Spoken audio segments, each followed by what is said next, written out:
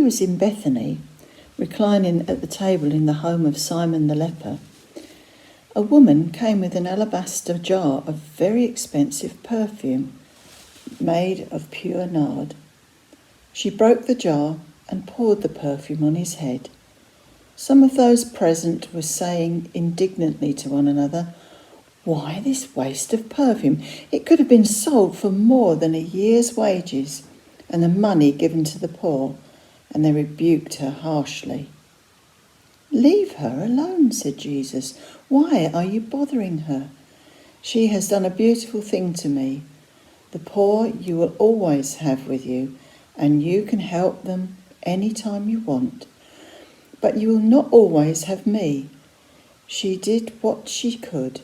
She poured perfume on my body beforehand to prepare for my burial. Truly I tell you, wherever the gospel is preached throughout the world, what she has done will also be told in memory of her." Hello, this is the second take on this part of the video this morning. I filmed the first one early on and then decided I looked knackered. So I took a break and I went swimming with my grandson. I probably still look knackered, but I don't feel it anymore. Anyway, let's think about Wednesday. Wednesday, a day of preparation. Mark tells us that after cleansing the temple on Monday and taking possession of it for teaching on Tuesday, Jesus stays in Bethany today, at the home of Simon the leper. When Jesus was eating, a woman came up and poured precious perfume on his head, anointing him.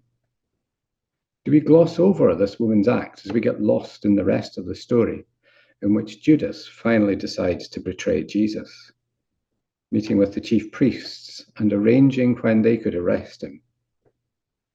Is the linking of the two events in the gospel meant to give Judas an excuse for his actions, shifting some of the blame onto the woman who wasted a fortune on a tired teacher, a woman elsewhere identified as Mary of Bethany, the sister of Lazarus?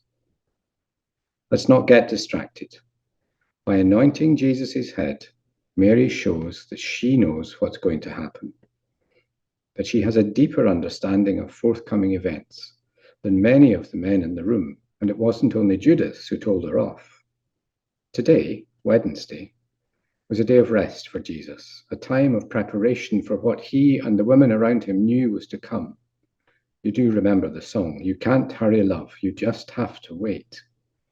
Jesus was about to commit the greatest act of love possible, and to do that, he needed to pace himself. We should too. Often we rush into caring for others. Take time to care for yourself today.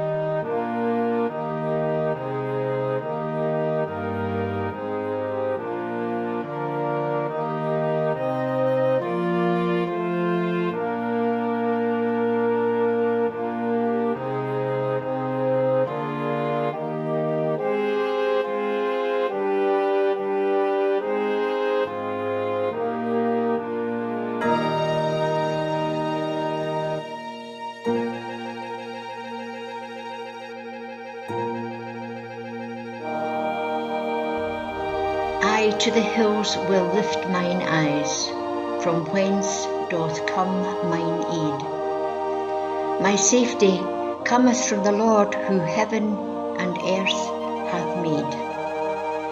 Thy foot he'll not let slide, nor will he slumber that thee keeps. Behold, he that keeps Israel, he slumbers not, nor sleeps. The Lord thee keeps, the Lord thy shade, on thy right hand doth stay.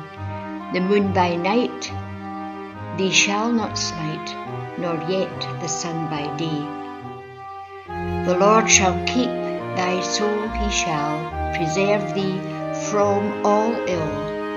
Henceforth thy going out and in, God keep for ever will.